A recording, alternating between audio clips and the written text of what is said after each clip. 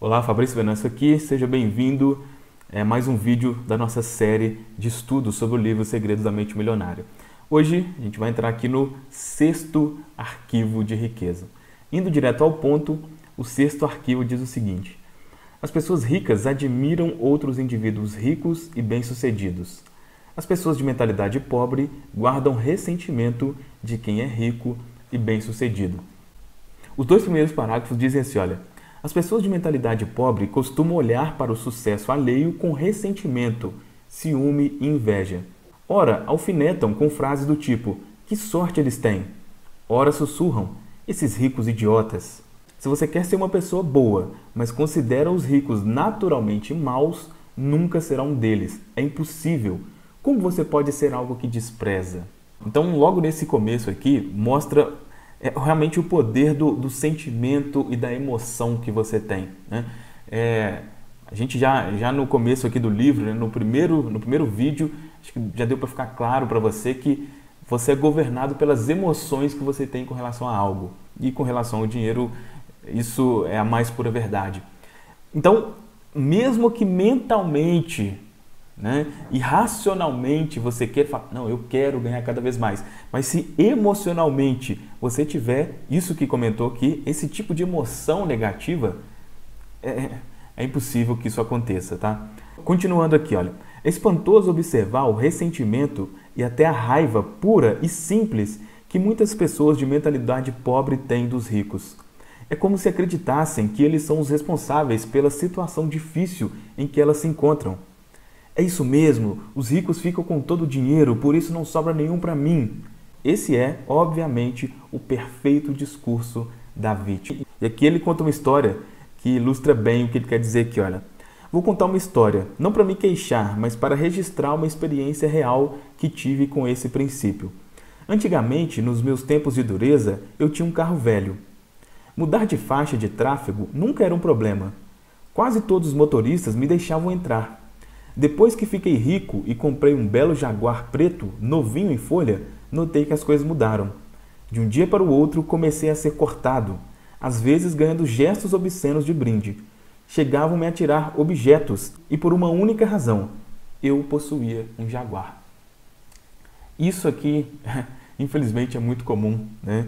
Esse tipo de sentimento com as pessoas que têm muito dinheiro é incrível como que existe isso mesmo, né? Como ele falou aqui, como se fossem os culpados pelo problema no mundo. Se muita gente tem pouco, é porque, né, a pessoa que tem muito e ela, enfim, de alguma forma ela é culpada. A questão aqui do vitimismo, que é o primeiro princípio que a gente conversou aqui, se aplica perfeitamente nesse caso, né? E aqui, passando aqui mais para frente, aqui acredito que deu para você perceber, né, se você chegou aqui até agora aqui na série, que aqui não estou fazendo simplesmente uma leitura aqui, né? Estou pegando aqui os pontos principais, pelo menos na minha visão, para passar aqui para você. Logo aqui na frente, ele passa, é uma parte aqui que eu achei demais. Porque o que acontece? Por mais que às vezes seja chato e às vezes, dependendo do seu paradigma, seja incômodo acreditar nisso, pensar nisso, mas muito dessa relação negativa que você tem com relação ao dinheiro vem dos ensinamentos religiosos, né? A maioria, e um ensinamento, na minha visão, distorcido da Bíblia, na minha visão. Aí ele cita aqui um trecho de um homem chamado Russell Colwell. Russell Colwell. Ele era ministro da Igreja Batista, isso em 1800 e alguma coisa, 1853, se não me engano, pelo que eu pesquisei aqui, era o ano de nascimento dele. E ele escreveu um livro chamado Uma Fortuna ao Seu Alcance. Aí, olha só um trecho desse livro que está descrito aqui, olha só, diz assim: esse ministro da igreja dizendo, olha, eu digo que vocês devem enriquecer, que é o seu dever enriquecer. Quantos irmãos piedosos me dizem, mas o Senhor, um ministro cristão, usa o seu tempo para percorrer o país de alto a baixo, aconselhando as pessoas a enriquecer, a ganhar dinheiro? Sim, é claro que sim. Então eles continuam, que coisa horrível, por que o Senhor não prega o Evangelho em vez de doutrinar as pessoas a ganhar dinheiro? Porque ganhar dinheiro honestamente é pregar o Evangelho. Essa é a razão. Os homens que enriquecem talvez sejam os mais honestos que podemos encontrar na comunidade. Mas, afirma um jovem aqui esta noite, durante toda a minha vida me disseram que as pessoas ricas são desonestas, indignas, vis e desprezíveis. Meu amigo, é exatamente por aceitar essa ideia que você não tem nenhum dinheiro. A base da sua fé é totalmente falsa. Eu lhe digo com toda clareza, 98 de cada 100 homens e mulheres ricos dos Estados Unidos são honestos. E é por isso que são ricos. É por esse motivo que os outros lhe confiam dinheiro. É por causa disso que realizam grandes empreendimentos e sempre encontram pessoas para trabalhar com eles. Diz outro jovem, às vezes ouço falar de homens que ganham milhões de dólares desonestamente. Sim, é claro que houve, e eu também, mas eles são tão raros que os jornais falam a seu respeito o tempo todo, como notícia, até ficarmos com a impressão de que todos os ricos conseguem as suas fortunas de modo desonesto. Meu amigo, leve-me aos subúrbios da Filadélfia e me apresente aos moradores que possuem casas ao redor dessa grande cidade. Casas belas, com jardins e flores, casas esplêndidas, de refinada arte, e eu apresentarei as pessoas mais plenas de caráter e iniciativa da nossa cidade.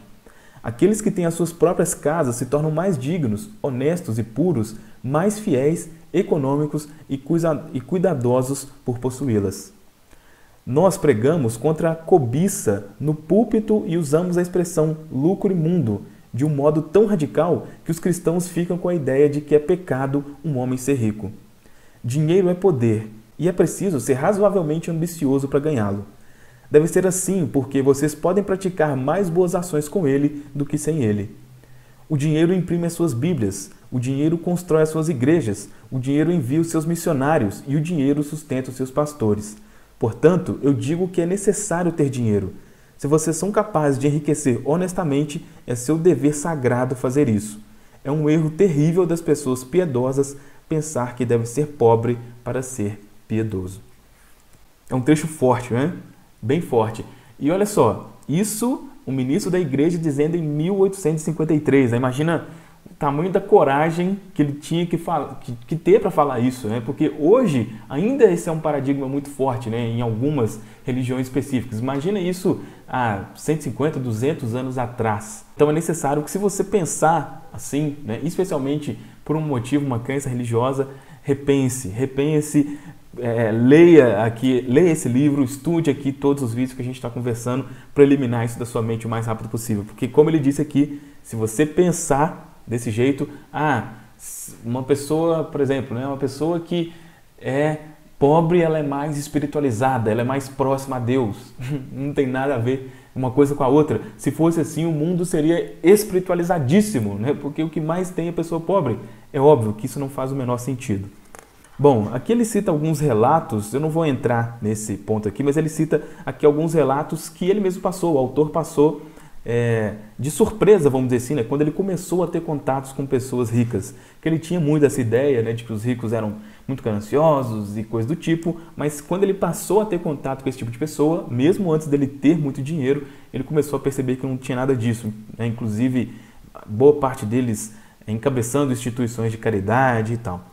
Mas agora eu vou vir aqui para o final desse capítulo, que ele cita uma coisa fantástico, que é algo que eu já tive contato, não com esse nome que ele cita aqui, mas que é algo esplêndido. Diz o seguinte aqui, o parágrafo final. Uma das minhas filosofias de vida provém da ancestral sabedoria Una, ensinamentos dos sábios do Havaí. Ela diz o seguinte: abençoe aquilo que você quer. Quando vir uma pessoa com uma casa bonita, abençoe a pessoa e a casa. Quando vir uma pessoa com um belo carro, abençoe a pessoa e o carro. Quando vir uma pessoa com uma bela família, abençoe a pessoa e a família. Quando vir uma pessoa com um belo corpo, abençoe a pessoa e o corpo. A questão é, se de algum modo você se ressente do que as pessoas possuem, nunca poderá tê-lo. Fantástico, né? Fantástico. Para finalizar, como sempre aqui, tem a declaração, né, que nesse caso aqui é: eu admiro as pessoas ricas, eu abençoo as pessoas ricas, eu amo as pessoas ricas e vou ser uma pessoa rica também. Eu tenho uma mente milionária. E também as duas ações aqui. A primeira é de praticar essa filosofia. Pratique a filosofia Una. Abençoe aquilo que você quer. Passeie, compre revistas, observe as casas bonitas e os carros bacanas e leia sobre negócios bem-sucedidos. Abençoe tudo o que você vir e gostar. Abençoe também os proprietários desses bens ou as pessoas que estão envolvidas com eles. E 2. Escreva e envie uma breve carta ou um e-mail a alguém que você conheça, não necessariamente em pessoa, que seja extremamente bem-sucedido em qualquer campo, dizendo-lhe o quanto você o admira e respeita por suas realizações. Bom, era isso. Espero que esse capítulo tenha sido ótimo, tenha sido maravilhoso para você, assim como foi para mim. Beleza? É isso. Um forte abraço e até amanhã no próximo vídeo.